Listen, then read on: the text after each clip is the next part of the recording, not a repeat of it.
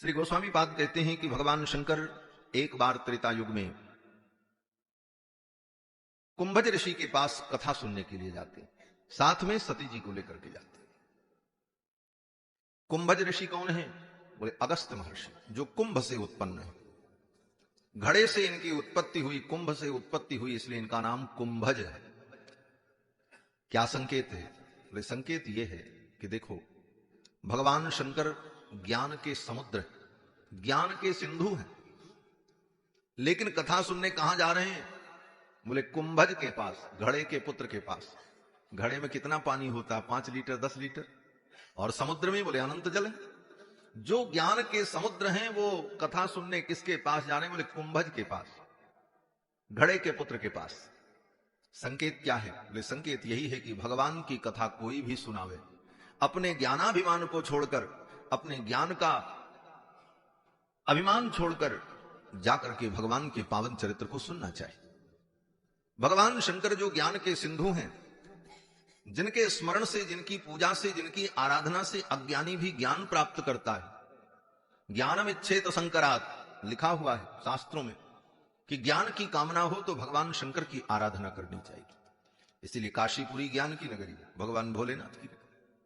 तो ज्ञान की कामना के लिए भगवान शिव की लोग आराधना करते हैं। ऐसे ज्ञान स्वरूप भगवान शिव कुंभज के पास कथा सुनने जा रहे हैं। और ये सब प्रसंग, संकेत कई बार आएगा। श्री गरुण जी महाराज काकभुजुंड जी के पास कथा सुनने जाते हैं। गरुण जी कौन है? बोले गरुण जी पक्षीराज है, पक्षियों के राजा है। और गरुण जी की जो महिमा है कि गरुण जी महाराज वेदात्मा है। वेदात्मा विहगेश्वरो यवनिका माया जगन्मोहिनी। श्री गरुण जी महाराज वेदात्मा है, अर्थात चारों वेद, वेद की ऋचाएं, वेद के एक एक मंत्र श्री गरुण जी महाराज के शरीर के पंख हैं। श्री गरुण जी महाराज जब चलते हैं तो उनके पंख से सामवेद के मंत्रों की ध्वनि प्रकट होती। ऐसे वेदात्मा जो ज्ञान स्वरूप गरुण जी महाराज, वो किसके पास कथा सुनने जा रहे हैं? बोले कौआ के पास सुनने जा रहे हैं, काकभुजुंड के पास। इसका मतलब यही है कि भगवान की कथा हमारे अभिमान को तोड़ती। हम अपने अभिमान को, अपनी उच्चता के अभिमान को, अपने पद के अभिमान को, अपनी उपाधि के अभिमान को, अपनी समाधि के अभिमान को, सारे अभिमान को हम छोड़कर विनम्र होकर, दीन होकर भगवान के चरित्र को श्रवण करें। छोटा से छोटा व्यक्ति भी भगवान के चरित्र का वर्णन करे तो हम उसे श्रद्धा से श्रवण करें। सुनाने वाले की महिमा नहीं है, जो विषय सुनाया जा रहा है उसकी महिमा है, भगवान की कथा की महिमा। भगवान शंकर सती को लेकर कथा श्रवण करने के लिए कुंभज ऋषि के यहां पहुंचे। संग सती जग जननी भवानी, पूजे ऋषि अखिलेश्वर जानी। अगस्त मुनि ने भगवान की कथा सुनाई। अब यहां पर एक संकेत है कि राम कथा मुनिवर्ज बखानी, सुनी महेश परम सुख माने। गए तो दोनों लोग कथा सुनने, भगवान शंकर भी गए और सती भी गई। लेकिन जब कथा सुनने की बात आई तो गोस्वामी जी कहते हैं कथा तो केवल भोलेनाथ ने सुनी। राम कथा मुनिवर्ज बखानी और सुनी महेश, भगवान शंकर ने कथा सुनी। साथ में सती भी थी, लेकिन उनका नाम नहीं लिया गोस्वामी जी। सुनी महेश परम सुख मानी। बोले सती जी भी साथ में थी, वो कथा नहीं सुन पाई। बोले उनके मन में आ गया कि ये तो हमारी ही पूजा कर रहे हैं, ये हमारी आरती उतार रहे हैं, हमको सम्मान दे रहे हैं, ये हमको क्या कथा सुनाएंगे? हम तो इनसे श्रेष्ठ हैं। इस बात का भाव आया और परिणाम, बोले कथा में रह करके भी सती जी कथा नहीं सुन पाए। कथा तो भगवान शंकर ने सुनी। सुनी महेश परम सुख मानी। और फिर वहां से भगवान शंकर कुंभज ऋषि को भक्ति तत्व का उपदेश देकर के विदा हुए। और उसी समय भगवान की लीला चल रही थी। त्रेता युग था। एक बार त्रेता युग में राम जी का अवतार हो चुका था, विवाह लीला भी संपन्न हो गई थी, वन लीला चल रही थी और वन लीला में श्री सीता जी का हरण हो चुका था। और राम जी सीता जी के वियोग में व्यथित होकर रो रहे थे और वन वन भटक रहे थे। उसी समय भगवान शंकर सती जी के साथ कथा सुनकर के आकाश मार्ग से जा रहे थे। भगवान शंकर ने प्रभु की इस लीला को देखा। भगवान शंकर ने सोचा इस समय सन्निकट जाकर मैं भगवान को प्रणाम करूं तो उनकी लीला में बाधा हो। इसलिए भगवान शंकर ने दूर से ही राम जी को प्रणाम कर लिया। भगवान शंकर ने प्रणाम किया, जय सच्चिदानंद, हे प्रभु आपकी जय हो। और दूर से प्रणाम करके प्रभु भोलेनाथ चल पड़े। भगवान शिव बड़े प्रसन्न थे, प्रभु की कथा सुनकर के आए और उनका दर्शन भी हो गया। लेकिन सती जी के मन में भाव आया, अरे इन्होंने ये अयोध्या के राजा के पुत्र को प्रणाम किया और भगवान कह करके प्रणाम किया, सच्चिदानंद कह करके प्रणाम किया। सच्चिदानंद के एक भी लक्षण इनके अंदर दिखाई नहीं पड़ रहे। सच्चिदानंद का मतलब जो सत चित आनंद है वो सच्चिदानंद। सत माने सत्ता, जिसकी अनंत सत्ता हो। इनकी अनंत सत्ता कौन कहे? इनकी अयोध्या की भी सत्ता चली गई, अयोध्या छोड़ के यहां घूम रहे, निकाल दिए गए। चित, चित माने ज्ञान। बोले ज्ञान तो इनमें है ही नहीं। तो बोले ज्ञान होता तो ये पेड़ों से पूछते। एक साधारण व्यक्ति को भी इतना ज्ञान होता है कि पेड़ बोलते नहीं, पत्थर बोलते नहीं। कोई व्यक्ति पेड़ और पत्थर से बातें नहीं करता, लेकिन इनको तो इतना भी ज्ञान नहीं है कि पेड़ बोलते हैं कि नहीं बोलते हैं। तो पेड़ों से पूछ रहे। पूछत चले लता तरु पाती, लक्ष्मण समझाए बहुबाती। ये तो वृक्षों से पूछ रहे हैं, इनको तो इतना भी ज्ञान नहीं। तो न सत है न चित है। और आनंद, बोले आनंद तो है ही नहीं। आनंद होता तो इनकी आंखों से आंसू निकलता है, तो रो रहे हैं। सती जी के मन में ये भाव आया और सती जी ने भगवान शिव से कहा, नाथ आपने इनको सच्चिदानंद कहा, ये सच्चिदानंद कैसे हो सकते हैं? इनमें तो सच्चिदानंद के एक भी लक्षण नहीं। भगवान शिव ने कहा, देवी जिनकी कथा हम लोग सुनकर के आ रहे हैं वही प्रभु हैं, लीला कर रहे हैं। बार बार भगवान शिव ने समझाया, लेकिन सती जी को विश्वास नहीं हुआ। जब विश्वास नहीं हुआ तो भगवान शंकर ने कहा, मेरे भी कहने पर आपको अगर विश्वास नहीं है, संशय दूर नहीं हो रहा है, तो जाकर के आप स्वयं परीक्षा ले लो और जान लो। देखो, भगवान के विषय में संदेह हो, संत महापुरुष ज्ञानी जो कहें उसे मान लेना चाहिए, संदेह दूर हो जाए। और अगर संत महापुरुषों के कहने पर, बताने पर भी आपने नहीं माना, तो फिर क्या उपाय है? बोले अब संदेह दूर करने के लिए स्वयं जाओ और जानो जाकर के। दो ही तरीका है, या तो संत महापुरुष ज्ञानी जन जो कहते हैं उसे मान लो, और नहीं मान सकते तो अपनी बुद्धि विवेक और ज्ञान लगा करके जाकर के जान लो। जाओ, जानो, समझो। कैसे समझो? तो अब इन दोनों में तरीका क्या है? बोले सरल तरीका तो यही है कि जो संत महात्मा कहें उसे सुन करके मान लो। जानने चलोगे तो जानने में तो सारी जिंदगी चली जाएगी, फिर भी नहीं जान पाओ। इसलिए संत महात्मा ज्ञानी जन महापुरुष शास्त्र जो कहते हैं उसे मान लो, और मान लेने में ही बुलाई। और मानने का मूल क्या है? बोले विश्वास। विश्वास होता है तो व्यक्ति मान लेता है, और जहां विश्वास नहीं है वहीं परीक्षा की और जानने की इच्छा होती है। सती जी को विश्वास नहीं हुआ भोलेनाथ की वाणी पर। भगवान भोलेनाथ ने कहा, मेरी वाणी पर विश्वास नहीं है, तुम्हें मन में संदेह है तो जाकर के परीक्षा ले लो। जो तुम्हारे मन अति संदेहु तो किन जाहि परीक्षा ले, जाकर के परीक्षा ले। तब तक मैं यहीं बैठता हूं। सती जी ने कहा, आप भी चलो मेरे साथ परीक्षा लेने के लिए। भगवान भोलेनाथ ने कहा, हम नहीं जाएंगे, आप जाओ। तब लग बैठ अहों बट छाही, मैं तो यहीं बट वृक्ष की छाया में बैठा हूं, आप जाओ, आप जाकर के परीक्षा ले लो। सती जी ने कहा, आप भी साथ में चलो, आप मेरे स्वामी हो, पति हो। पति पत्नी जो भी करते हैं साथ ही करते, यज्ञ करें तो साथ में बैठ कर, तीर्थ यात्रा में जाएं तो साथ में, कथा सुने तो साथ में, तो परीक्षा लेने भी साथ में चलो। तो भोलेनाथ ने कहा, बात ठीक है, पति पत्नी सारे धर्म कर्म एक साथ करते हैं, लेकिन अगर पत्नी बीमार हो जाए, हॉस्पिटल में भर्ती हो, डॉक्टर कहे अब सुई लगाएंगे, तो पत्नी कहे चलो तुम भी सुई लगवाओ। वो क्यों लगवावे? बीमार तुम हो तो दवा तुम कराओ।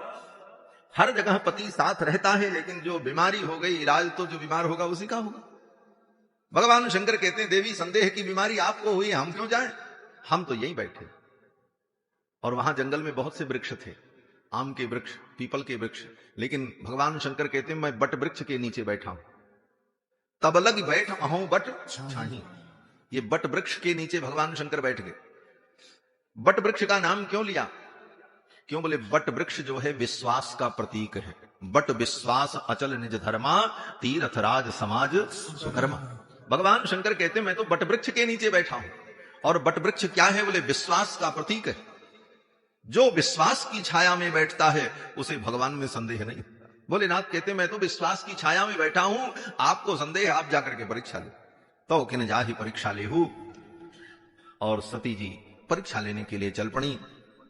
सती जी ने सोचा कैसे परीक्षा ले। बोले ये सीता जी को ढूंढ रहे हैं, सीता जी के लिए रो रहे हैं, मैं सीता जी का वेश बना करके इनके सामने आ जाऊं। अगर ये भगवान होंगे, परमात्मा सच्चिदानंद होंगे, तो ये मुझे पहचान लेंगे कि ये सीता नहीं है, ये तो सती है, क्योंकि सर्वज्ञ।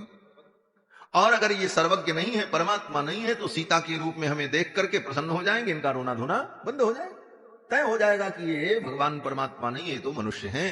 ऐसी परीक्षा की योजना सती जी ने बनाई। देखो, भगवान की परीक्षा नहीं लेनी चाहिए, भगवान की तो प्रतीक्षा करनी चाहिए। और संसार की परीक्षा लेनी चाहिए। संसार में कौन कितने काम लाए, परीक्षा लेकर के देखो, सब फेल हो जाएंगे। जब तक व्यक्ति का स्वार्थ है तब तक आपके हित की बात करेंगे, तब तक आपके हितैषी हैं। जहां अपना स्वार्थ टकराया वहां संसार पीछे हट जाएगा। परीक्षा लेना है तो संसार की परीक्षा लो और अपनी समीक्षा करो, और भगवान की, बोले भगवान की प्रतीक्षा करो। भगवान प्रतीक्षा के विषय हैं। लेकिन यहां तो सती जी भगवान की परीक्षा लेने के लिए चल पड़े और सती जी ने सीता जी का वेश बनाया। पुनि पुनि हृदय विचार करी धर सीता कर रूप। पुनि पुनि हृदय विचार करी धर सीता कर रूप। आगे हुई चली पंथ तेरी जय आवत नर भूप। आगे हुई चली पंथ तेरी जय आवत नर भूप। हाँ जय आवत नर भूप, जय आवत नर भूप। जिस रास्ते से भगवान आ रहे थे उसी रास्ते में सीता जी का रूप बना करके सती जी आ गए और भगवान के आगे आगे चलने लगे। भगवान श्री राम कुमार लक्ष्मण जा रहे हैं और उनके आगे सती जी जा रहे हैं। लक्ष्मण जी ने देखा, लक्ष्मण देख उमाकृत वेशा।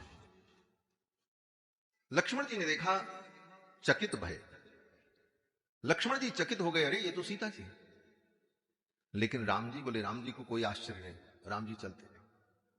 लक्ष्मण जी को इसलिए आश्चर्य हुआ, एक बार भ्रम हुआ लक्ष्मण जी को, अरे ये तो सीता जी। लेकिन फिर सावधान हो गए लक्ष्मण। लक्ष्मण जी जीवाचार्य हैं, भ्रम जीव को हो सकता है, परमात्मा को नहीं होता। लक्ष्मण जी जीवाचार्य हैं, जीवों के आचार्य हैं, उनमें भ्रम हो जाए। ऐसे तो भ्रम हुआ नहीं, लेकिन हो सकता है जीव में भ्रम हो जाए, लेकिन परमात्मा में भ्रम नहीं होता। लक्ष्मण जी ने देखा, एक बार लक्ष्मण जी को लगा कि ये सीता जी होंगी, लेकिन अगले ही क्षण लक्ष्मण जी ने सोचा ये सीता जी नहीं हो सकती। क्यों? बोले सीता जी तो भक्ति स्वरूपा है और भक्ति तो भगवान का अनुगमन करती, भक्ति भगवान के पीछे चलती है। जब राम जी चलते हैं तो सीता जी उनके आगे नहीं चलती, उनके पीछे चलती हैं। आगे राम लखन पुनि पाछे, मुनिबर बेश बने अति काछे, और उभय बीच सिय सोहति कैसी, ब्रह्म जीव बिच माया जैसी। भगवान श्री राम और लक्ष्मण के बीच में सीता जी चलती, आगे राम जी, पीछे जानकी जी और पीछे लक्ष्मण। तो राम जी का अनुगमन करती हैं सीता और सीता जी के पीछे लक्ष्मण जी चलते हैं। भक्ति परमात्मा का अनुगमन करती है और जीव, बोले जीव भक्ति का अनुगमन करता है। हम भक्ति के पीछे चलते। लक्ष्मण जी ने देखा कि ये तो राम जी से आगे चल रही है, ये सीता नहीं हो सकती, सीता तो राम जी के पीछे चलती हैं। तुरंत लक्ष्मण जी का भी भ्रम दूर हो गया और तब तक सती जी सामने आ गई। और ज्यों ही सामने आई, भगवान श्री रघुनंदन का रोना धोना बंद हो गया और मुस्कुराते हुए भगवान श्री राम ने सती को प्रणाम किया। जोरी पाने प्रभु कीन प्रणामो, जोरी पाने प्रभु कीन प्रणामो, पिता समेत लीन निज नामो, पिता समेत लीन निज नामो। कहु बहोरी कहाँ बिसके तू, कहु बहोरी कहाँ बिसके तू, विपिन अकेले फिरहूं के हेतु, विपिन अकेले फिरहूं के हेतु। भगवान श्री राम ने सती जी को प्रणाम किया। जोरी पानी प्रभु कीन प्रणामू। भगवान श्री रघुनंदन ने कहा कि हे देवी, भगवान भोलेनाथ को छोड़कर आप अकेले कहां विचरण कर रहे हैं? कथम धूर जटिनम देवी त्यक्त्वा भ्रमसी कानने। भूत भावन भगवान शिव को छोड़कर आप अकेले जंगल में कहां विचरण कर रही? सती जी तो हक रह गई। अरे इन्होंने तो पहचान लिया। अब तो सती जी को बड़ी व्याकुलता हुई, ये मैंने क्या किया? मैंने इनकी परीक्षा ली, मैं शंकर कर कहा न माना, मैंने भगवान शिव की बात नहीं मानी, ये तो मुझसे अपराध हो गया। और सती जी जब वहां से आगे चलती हैं, उसी समय भगवान श्री रघुनंदन ने अपनी विलक्षण माया का दर्शन कराया। जिधर सती जी देखती हैं उधर भगवान श्री राम विराजमान हैं। अनेक राम जी के दिव्य विग्रह का दर्शन हुआ, माया का दर्शन। जीव जितने माया के प्रपंच में पड़े हैं, भगवान उनको मुक्ति देते हैं। ये सब दृश्य विलक्षण दृश्य भगवान रघुनंदन ने सती जी को दिखाया। सब कुछ देखकर विश्वास करके सती जी लौट करके आई। और जब आई तो भगवान भोलेनाथ ने हंसते हुए पूछा, देवी क्या हुआ, कैसी परीक्षा आपने ली? तो सती जी झूठ बोल गई। सती जी ने कहा, कछु न परीक्षा ली इन गोसाई। हे नाथ, मैंने कोई परीक्षा नहीं। बोले तब क्या किया? तो सती जी ने कहा, कीन प्रणाम तुम्हारी नाई। जैसे आप प्रणाम करते हैं वैसे हमने प्रणाम किया। बोले नाथ सोचने लगे, जब प्रणाम ही करना था तो उसी समय कर लेती, ये इतनी दूर जाकर के इतना झंझट करने से क्या मिलता? यही काम अगर करना था तो मैंने जब प्रणाम किया तो वहां भी कर सकती थी, फिर इनके जाने का क्या प्रयोजन हो सकता है? सती जी ने कहा नहीं, लेकिन भगवान शिव ने तब शंकर देखे उधरी। भगवान शिव ने ध्यान लगाया और ध्यान लगा करके सती जी के संपूर्ण चरित्र को देख लिया, जान लिया। और भगवान शिव ने मन में सोचा, इसमें सती का कोई दोष नहीं। ये भगवान की माया ही बड़ी विचित्र है, बड़े बड़े ज्ञानियों को मोहित कर देती। बहुरी राम माया ही सिरु। भगवान की माया को प्रणाम किया भोलेनाथ ने। धन्य हो प्रभु, आपकी माया किसको न भरमा दे। बड़े बड़े ज्ञानी आपकी माया में भ्रमित हो जाते। शिव विरंच कह मोहई को है बपुरा आन। ये भगवान की माया ब्रह्मा शंकर सबको मोहित कर दी। भगवान की माया बड़ी प्रबल है। गीता में तो भगवान श्री कृष्ण कहते हैं, अर्जुन दैवी हेषा गुणमयी मम माया दुरत्यया। हे अर्जुन, ये मेरी माया बड़ी कठिन है। मम माया दुरत्यया, ये दुरत्या है, इसको पार पाना बड़ा कठिन। अर्जुन ने कहा, महाराज जब आप ही सर्टिफिकेट दे रहे हैं अपनी माया को कि मेरी माया इतनी विलक्षण है, तो कौन बच सकता है? दैवी हेषा गुणमयी मम माया दुरत्या। तो भगवान कहते हैं कि मेरी माया बड़ी दुरत्या है, बड़ी कठिन है, लेकिन इससे बचने का उपाय भी है। बोले क्या उपाय है? तो भगवान कहते हैं, मामेव ये प्रपद्यन्ते माया मेताम तरन्ति ते। जो मेरी शरण में आ जाते हैं वो इस माया को पार कर जाते। भगवान की माया से बचने का यही उपाय है कि मायापति की शरण ग्रहण करना। भगवान के चरणों का आश्रय लेने पर जीव भगवान की माया से मुक्त हो जाता है। सुखी मीन जे नीर अगाधा, जिम हरि शरण न एकहूं बाधा। भगवान की शरण में आने पर भगवान की ही माया से हम कैसे बच जाएंगे? एक महात्मा कहते थे, देखो माया क्या है? बोले माया जाल है। जैसे मछली पकड़ने वाला मछुआरा जाल को लेकर के ऐसे ऐसे घुमा करके पानी में फेंकता है, जाल उतनी दूर जाकर के गिरता है और जितनी मछलियां होती हैं उस जाल में फंस जाती हैं। तो मछुआरा जब जाल को फेंकता है तो जो मछलियां भागने का प्रयास करती हैं वो तो फंस जाती हैं, और जो उस मछुआरे के पैरों के पास खेलती रहती हैं वो जाल में नहीं, जाल में वही फंसती हैं जो उधर उधर रहती हैं। क्यों? बोले जाल तो उधर गिरता है, चरणों के पास थोड़ी गिरता। उसी प्रकार भगवान की माया का जाल उन्हीं को आबद्ध करता है जो भगवान के चरणों से दूर रहे। भगवान के चरणों में रहने वाले जीव को भगवान की माया का कोई प्रभाव नहीं होता। स्वयं भगवान कहते, मामेव ये प्रपद्यन्ते मायाम एताम तरन्ति ते। जो मेरी शरण में आ जाते हैं वो मेरी माया को पार कर जाते। भगवान शिव ने माया को प्रणाम किया। बहुरी राम माये ही सिरुनावा। ये भगवान की माया क्या न करा दे। और भगवान शंकर ने सब कुछ जान लिया और चल पड़े। बोला कुछ चाहते तो भगवान शंकर कह सकते थे, देवी आपने अपराध किया, गलती की, लेकिन भगवान शिव ने सोचा कि अब कहने का कोई परिणाम नहीं। मन की बात मन में ही रखी कि कहीं कटुता बढ़ न जाए, और थोड़ी दूर आगे बढ़े तो मन में भगवान शिव ने सोचा, यही तन सती भेंट अब ना है। अब अगर इस शरीर से मैं सती को पत्नी के रूप में स्वीकार करता हूं, इनसे प्रेम करता हूं, तो ये अपराध होगा।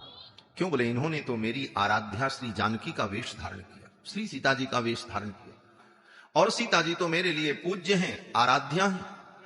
इसलिए भगवान शिव ने मन में संकल्प कर लिया, यही तन सती भेंट मुहिना, शिव संकल्प कीन मन में।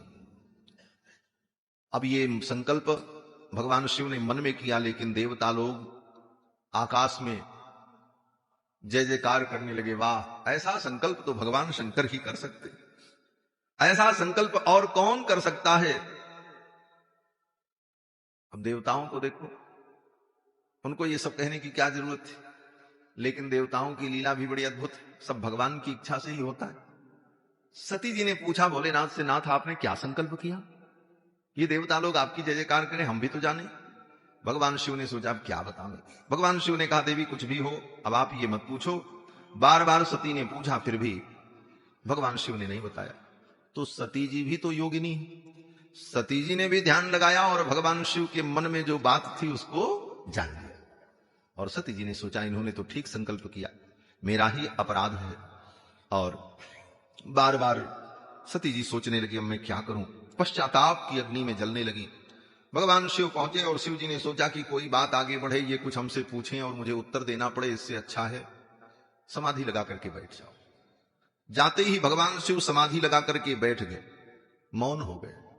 सती जी को पूछने का मौका ही नहीं मिला कुछ। शंकर सहज स्वरूप समारा, शंकर सहज स्वरूप समारा, लागी समाधि अखंड अपारा, लागी समाधि अखंड अपारा, शंकर सहज स्वरूप समारा, शंकर सहज स्वरूप समारा।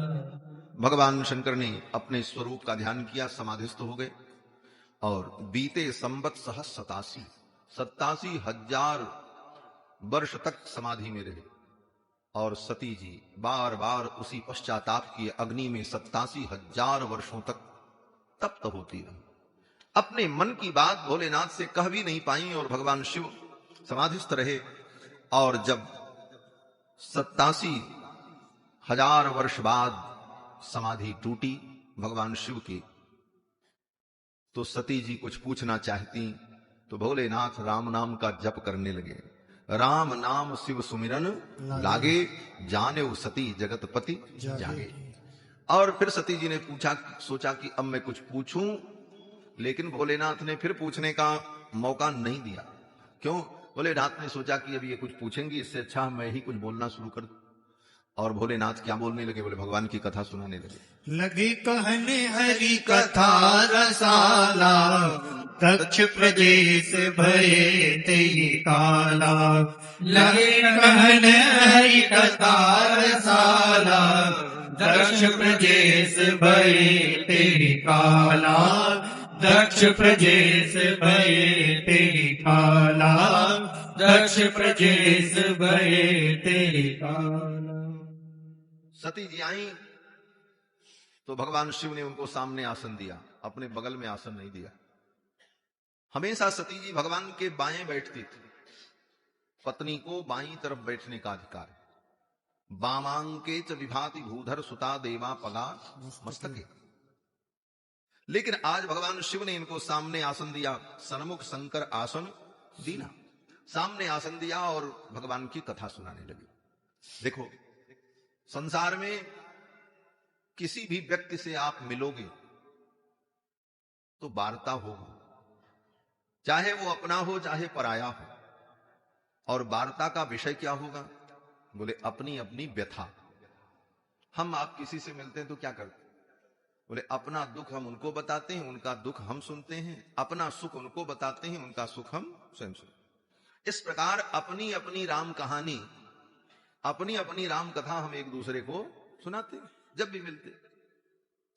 लेकिन अपनी राम कहानी, अपनी कथा व्यथा सुनाने से न हमें कोई लाभ होता है, न सुनने वाले को लाभ होता है। तो संसार में कोई व्यक्ति मिलेगा तो अपनी व्यथा सुनाएगा, अपनी राम कहानी सुनाएगा, और फिर बीच में कहीं न कहीं आपको बोलना पड़ेगा और कहीं कोई बात आपको भी अपनी राम कहानी कहनी पड़ जाएगी। इससे बचने का उपाय क्या है? बोले सामने वाला अपनी राम कहानी शुरू करे उसके पहले राम जी की कथा शुरू कर दो, भगवान की चर्चा शुरू कर दो, उसे बोलने का मौका ही नहीं मिले और भगवान की चर्चा में समय बीत जाए, संसार की व्यथा से हम बच जाए। भगवान की कथा ही हमको संसार की व्यथा से दूर रखती। संसार की व्यथा से मुक्त होना है तो हम भगवान की कथा श्रवण करें और भगवान की कथा का वर्णन करें। भोलेनाथ ने सोचा सती जी अपनी व्यथा सुनाएंगी और मुझे सुनना पड़ेगा, इससे अच्छा है कि मैं कथा सुनाऊं। लगे कहन हरि कथा रसा, राम कथा का वर्णन करने लगे। और उसी समय दक्ष प्रजापति सती के पिता वाजपेय यज्ञ कर रहे थे। वाजपेय यज्ञ बड़ा पवित्र यज्ञ होता है। वाजपेय यज्ञ जो करता है उस यजमान को वाजपेयी कहा जाता है। वाजपेयेन इष्टवान इति वाजपेयी, वाजपेय नाम के यज्ञ को जो करता है वही वाजपेयी कहलाता है। ये यज्ञ केवल ब्राह्मण कर सकता है। यज्ञों में सबके अधिकार अलग अलग। कुछ यज्ञ ऐसे हैं जो केवल ब्राह्मण ही कर सकते हैं, कुछ यज्ञ ऐसे हैं जिनको केवल क्षत्रिय कर सकते हैं, ब्राह्मण नहीं कर सकते। कुछ यज्ञ ऐसे हैं जिनको केवल शूद्र कर सकते हैं, ब्राह्मण भी नहीं कर सकता। ऐसे भी यज्ञ क्यों? बोले यज्ञ कर्म है और कर्म में अधिकारी का निरूपण पहले होता है। किस कर्म का कौन अधिकारी है? सब कर्मों के सब अधिकारी नहीं होते। इसीलिए कर्मकांड में सबसे पहले अधिकार का निरूपण होता है। अथातोधिकार, किसका इस कर्म में अधिकार है। वेदों में जहां कहीं भी किसी कर्म का वर्णन किया जाता है तो सबसे पहले उसके अधिकारी का वर्णन किया जाता है कि इस कर्म को करने का अमुक व्यक्ति ही अधिकारी होगा। और अपने अपने अधिकार के अनुकूल विहित कर्म को करना, यही सनातन धर्म है। यही सनातन धर्म का स्वरूप। इस बात को न ठीक से समझने वाले लोग, ठीक ठीक न समझने वाले लोग सब कर्म में अपना प्रवेश चाहते हैं और सब करना चाहते हैं। इसलिए सब कुछ सब करते हुए भी कुछ नहीं करते हैं। उन सारे कर्मों का फल शून्य हो जाता है। क्यों? बोले अनधिकार चेष्टा करने पर उन कर्मों का फल उन्हें प्राप्त नहीं होता। वाजपेयी नाम का यज्ञ बड़ा पवित्र यज्ञ, दक्ष प्रजापति ने यज्ञ प्रारंभ किया।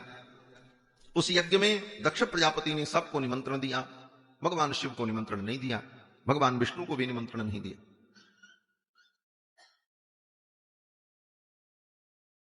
और इन दोनों को निमंत्रण न देने का मतलब, बोले भगवान विष्णु स्वयं यज्ञ स्वरूप है, जो यज्ञ के स्वरूप हैं उन्हीं को निमंत्रण न देना। बोले वो यज्ञ क्या यज्ञ होगा?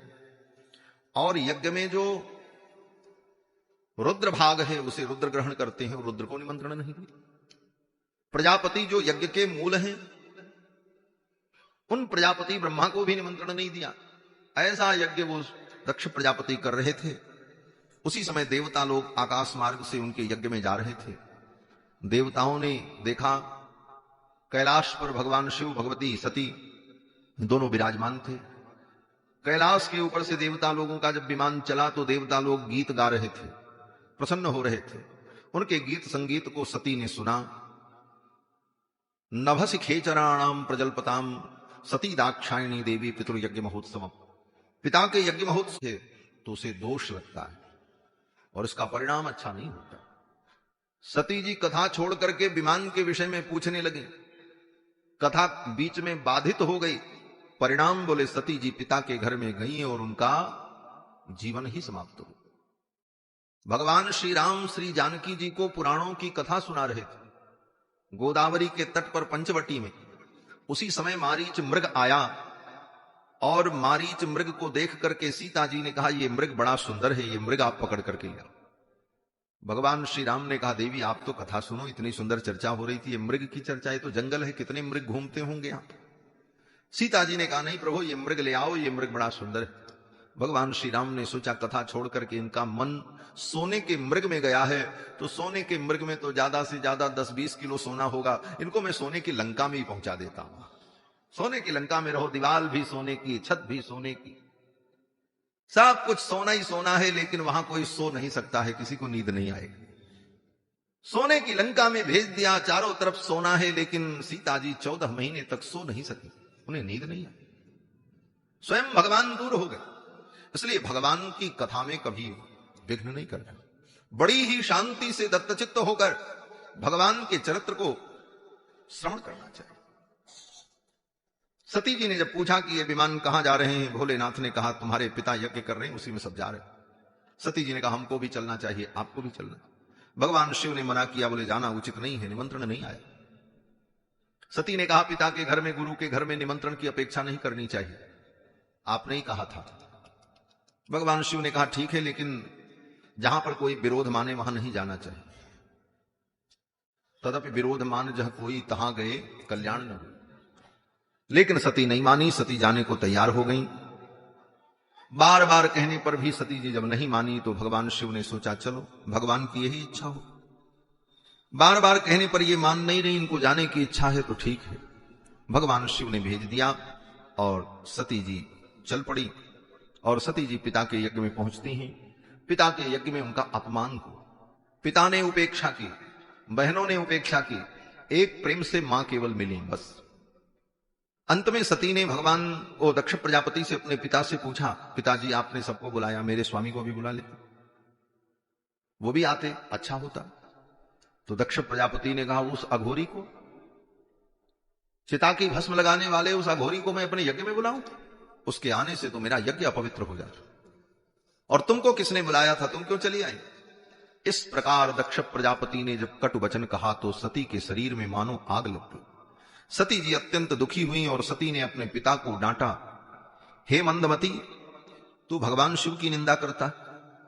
लोग मुझे दाक्षायणी कहते हैं, दक्ष की पुत्री कहते हैं, और मैं शिव निंदक की बेटी कहलाऊं ये मुझे स्वीकार नहीं है।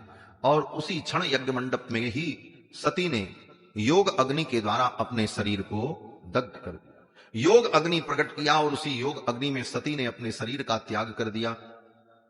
और मरते समय सती जी ने भगवान से ही प्रार्थना की, सती मरत हरिसन वर मांगा, जन्म जन्म शिव पद अनुराग। कहीं भी मेरा जन्म हो लेकिन शिव जी के चरणों में मेरा अनुराग हो। तेहि कारण हिमगिरि गृह जाई, जन्मी पार्वती तन पाई।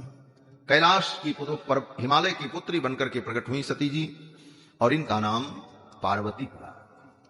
और इधर भगवान शंकर को जब पता लगा कि सती ने अपना प्राण त्याग दिया यज्ञ में, नारद जी ने जाकर के भगवान शंकर को बता दिया। असत्कृताया अवगम्य नारदात। नारद जी के द्वारा जब भगवान शिव को बोध हुआ तो भगवान शिव को क्रोध आ गया और भगवान शिव ने वीरभद्र को भेजकर दक्ष प्रजापति के यज्ञ का विध्वंस करा दिया। श्री रामचरितमानस में, रामायण में 6 यज्ञ का वर्णन है। 6 यज्ञ हुए रामायण में, और 6 यज्ञ में 3 यज्ञ सफल हुए और 3 निष्फल हो गए। दशरथ जी ने यज्ञ किया, दशरथ जी का यज्ञ सफल हुआ। विश्वामित्र जी ने यज्ञ किया, उनका यज्ञ सफल हुआ। और मिथिला में जनकपुर में श्री जनक जी महाराज ने धनुष यज्ञ किया, उनका यज्ञ सफल हुआ। 3 यज्ञ सफल हुए और 3 यज्ञ निष्फल हो गए। एक दक्ष प्रजापति का यज्ञ निष्फल हो गया और दूसरा बोले रावण का यज्ञ निष्फल हो गया। वहां दशानन जाग कर करे लाग कछु यज्ञ। रावण यज्ञ कर रहा था, उसके यज्ञ का बानरों ने विध्वंस कर दिया। और मेघनाथ ने यज्ञ किया, मेघनाथ का यज्ञ भी विध्वंस हो गया। 3 यज्ञ विध्वंस हुए और 3 यज्ञ सफल हुए। कारण बोले यज्ञ परम धर्म है, लेकिन यज्ञ लोक कल्याण के लिए, विश्व मंगल के लिए, सर्वजन कल्याण के लिए यज्ञ अगर किया जाए तो वो यज्ञ सफल होता है। भगवान उस यज्ञ की रक्षा करते हैं। और जो यज्ञ किसी को दुख देने के लिए, किसी का अपमान करने के लिए, अपने अभिमान का संवर्धन करने के लिए यज्ञ किया जाए तो ऐसे यज्ञ को भगवान नष्ट कर देते। वो यज्ञ ही क्यों न हो, यज्ञ धर्म है, लेकिन ऐसे यज्ञ को भगवान नष्ट कर देते। दक्ष प्रजापति का यज्ञ नष्ट हो गया, क्यों? बोले दक्ष प्रजापति अभिमान से यज्ञ कर रहे थे, शिव का अपमान करने के लिए यज्ञ कर रहे थे, और परिणाम बोले यज्ञ विध्वंस हो गया। भगवान शंकर के गणों ने जाकर के यज्ञ को विध्वंस कर दिया, सबको दंड दिया। और इधर सती जी हिमालय की पुत्री बनकर के प्रकट हुई, पार्वती इनका नाम पड़ा। एक दिन देवर्षि नारद आए और नारद जी ने हाथ देखा पर्वतराज ने पूछा, बेटी को वर कैसा मिलेगा? भगवान शंकर को देवर्षि नारद ने कहा कि इनको जो वर मिलेगा वो वर बड़ा ही ज्ञानी और अद्भुत होगा, लेकिन वो अमानी होगा, भिखारी होगा, सन्यासी होगा। हिमालय को बड़ा दुख हुआ। तो नारद जी ने कहा कि जो जो वर के दोष हैं वो सब दोष सामान्य प्राणी के लिए तो दोष हैं, लेकिन वो सब भगवान शिव में गुण बन जाते हैं। अगर आपकी पुत्री पार्वती तपस्या करें तो भगवान शिव पति रूप में इनको प्राप्त हो जाएं तो वर के जो दोष हैं वही गुण बन जाए। फिर तो भगवती पार्वती ने कई हजार वर्ष तक तप किया और इनकी परीक्षा लेने के लिए भगवान शिव ने सप्तर्षियों को भेजा और फिर इनकी तपस्या को देखकर भगवान शिव विवाह करने को तैयार हुए। भगवान श्री रघुनंदन ने जाकर के भगवान शिव से निवेदन किया कि आप विवाह करो, पार्वती ने आपके लिए तप किया है, आप उन्हें स्वीकार करो।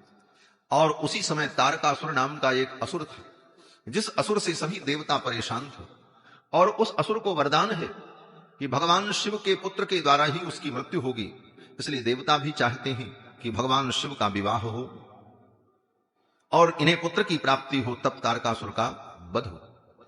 तो सभी देवताओं ने जाकर के भगवान श्री रघुनंदन को आगे करके भगवान शिव से प्रार्थना की और भगवान शिव ने कहा कि प्रभु की आज्ञा है तो मैं विवाह करने को तैयार हूं। भगवान शंकर विवाह करने को तैयार हो गए, पत्रिका भेजी और फिर भगवान शंकर विवाह करने के लिए हिमालय पर्वत के यहां जाते हैं। श्री गोस्वामी जी महाराज ने शिव विवाह का बड़ा सुंदर वर्णन किया है।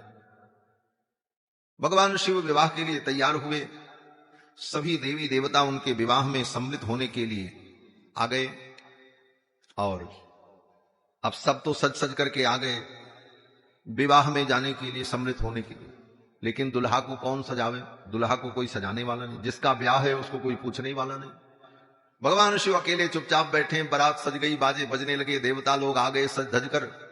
अब भगवान शिव को लगा चलना तो है ही है। फिर भगवान शिव के गणों ने देखा मेरे प्रभु को किसी ने सजाया नहीं और आज इनका विवाह है, ये सेवा तो हमें ही करनी होगी।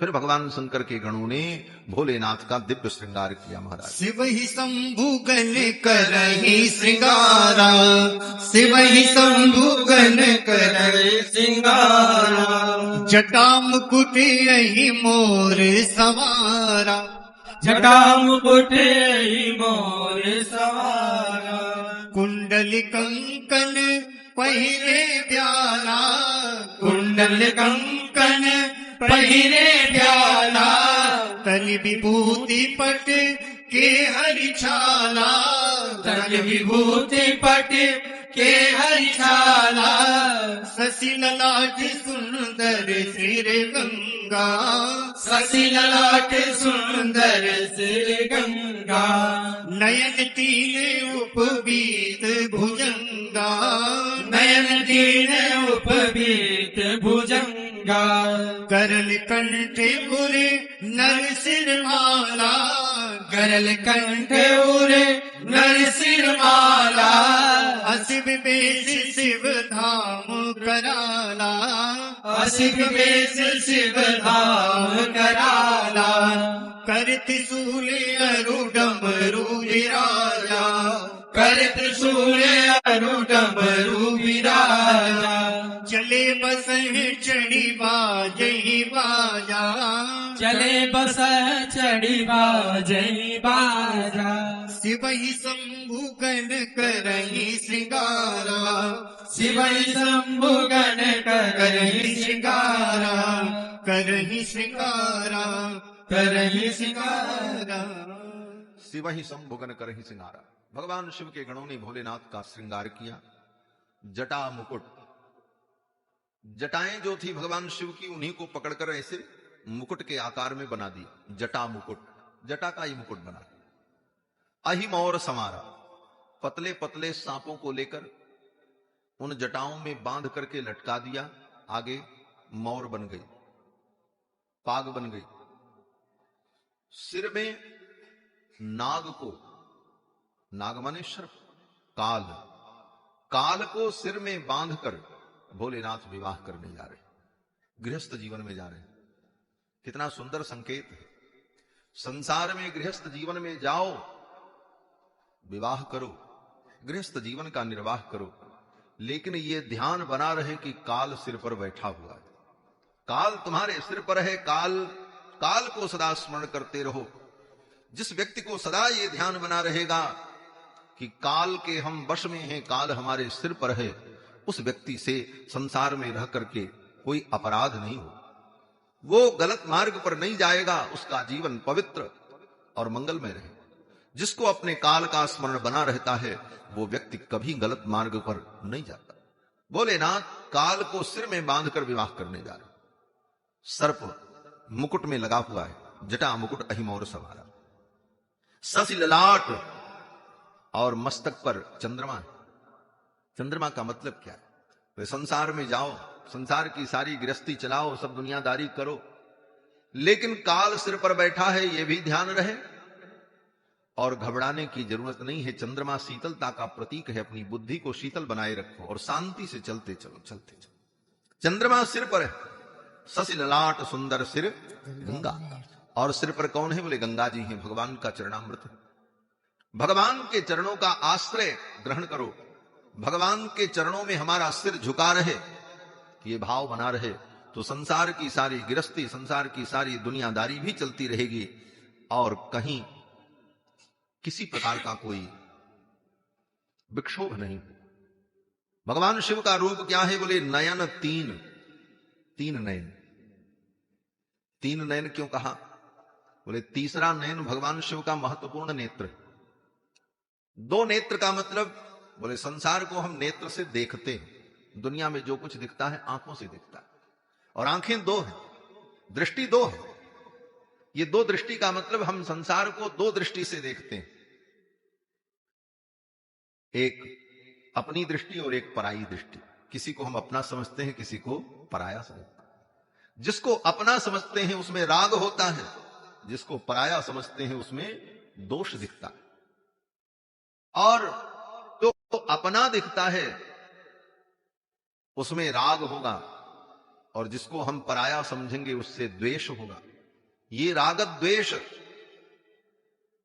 अपना पराया, ये मेरा ये तेरा, यही तो भगवान की माया है। हम संसार को दो दृष्टि से देखते हैं, इसीलिए माया में आबद्ध है।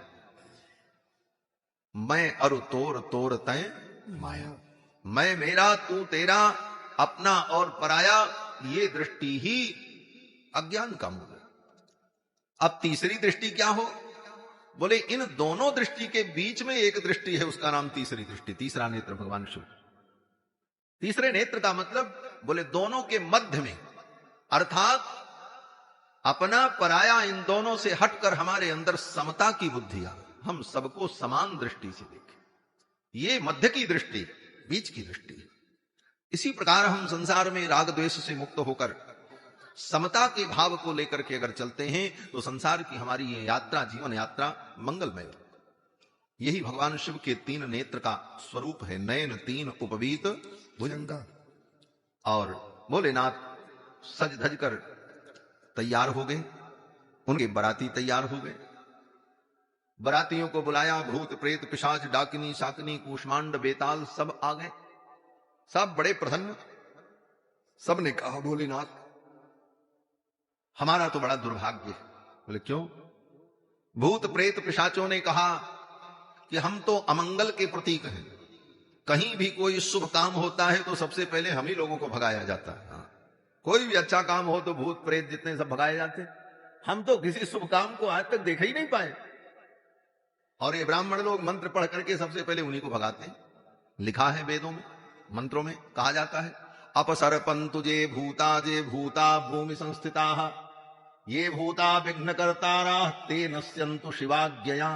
भगवान शिव की आज्ञा से भूत प्रेत सब भाग जाएं, हम शुभ कर्म करने जा रहे हैं। अपक्रामन्तु भूतानि पिशाचा सर्वतो दिशम सर्वेषाम विरोधेन यज्ञ कर्म समारभे। इस प्रकार भूत प्रेतादि का अपसारण किया जाता, हटाया जाता।